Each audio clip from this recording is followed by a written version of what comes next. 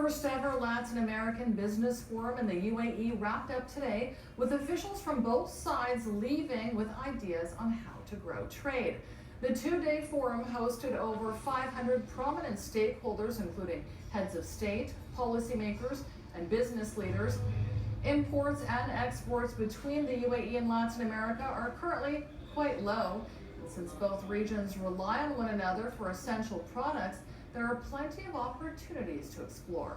The forum, organized by the Dubai Chamber of Commerce, explores the role Dubai can play in facilitating the next step in business relations.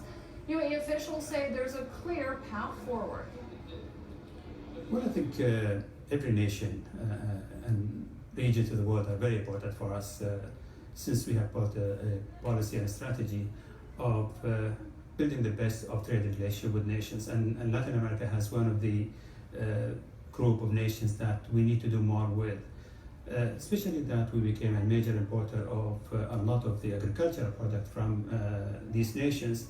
But also we're looking for the potential of investing in these nations when it comes to food security, food industrial products, as well as mining, renewable energy, infrastructure, maybe also putting some of our expertise in this area in these countries of Latin America that currently are looking forward to this kind of cooperation between our two sides. Meanwhile, Latin American officials say the forum has helped them identify new opportunities for trade. Right now, the trading between Mexico and Dubai or Emirates is very low, very, very low. But I think this brings in a great opportunity.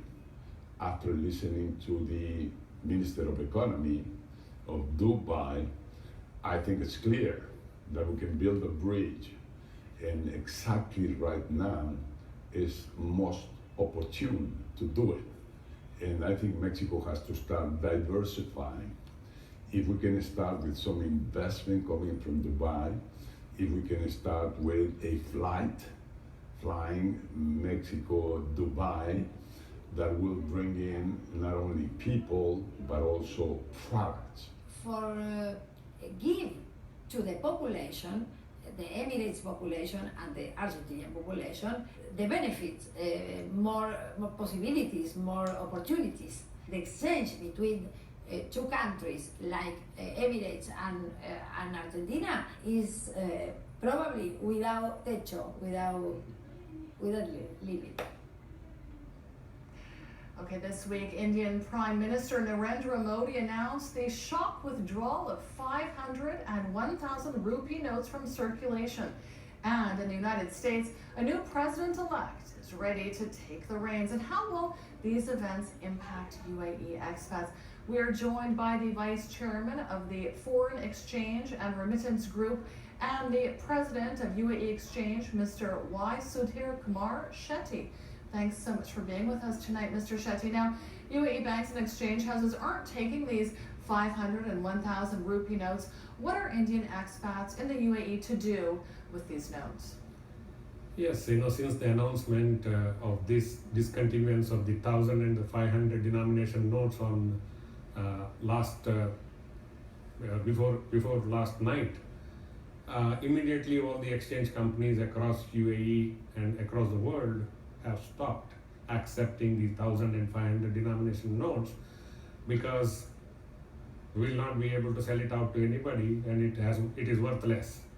But at the same time, what the expatriate Indians who are holding these currencies already, what can they do with that money? There is a window open for all of them to surrender these 500 and 1,000 denomination notes back to the bank branches across India or the post office branches across India until 30th December 2016. And if anybody is not able to do that, the window is further open through the Reserve Bank branches across India up to 31st March 2017. So there is a small opportunity for Indians to physically carry the cash, take it to India, and have the notes changed over there. Exactly. Now, moving to the United States, do you anticipate that expats are going to start trading their US dollars for other currencies now that President-elect Trump is about to take office? I don't think so, because things would become normal in certain number of days, and it all depends upon where the US economy is moving.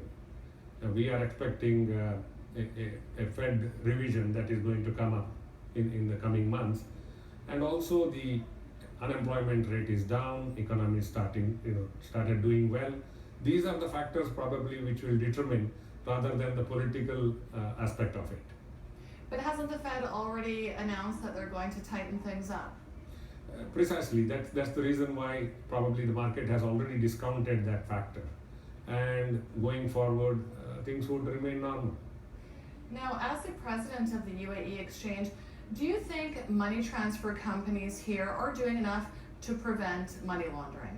Absolutely, because the fight against money laundering has started long back, and today almost all the operators are fully equipped to take care of the KYC norms as well as the anti-money laundering measures in terms of upgradation of the technology, keeping the proper records of the customers, and then having the facility to report. I think all the operators are fully equipped to deal with the anti-money laundering methods. Now, where does the UAE come when it comes to global remittance sending? We know that we are one of the top nations in the world, but do you have any exact figures for us? Yeah, incidentally, after US and Europe, the Gulf region has become the third largest remittance outbound region. And within the GCC, we have the Saudi Arabia and UAE who are at the top. UAE, over the years, we have seen increased amount of remittances flowing because UAE could attract large number of workforce and professionals into UAE in the last 10 years or so. Going forward, I still believe, because there is a lot of activity happening in UAE, it will attract more foreign expatriates into UAE. This will definitely propel the remittance business in the years to come. And how is technology impacting the remittance business? Is it making things clearer, more concise?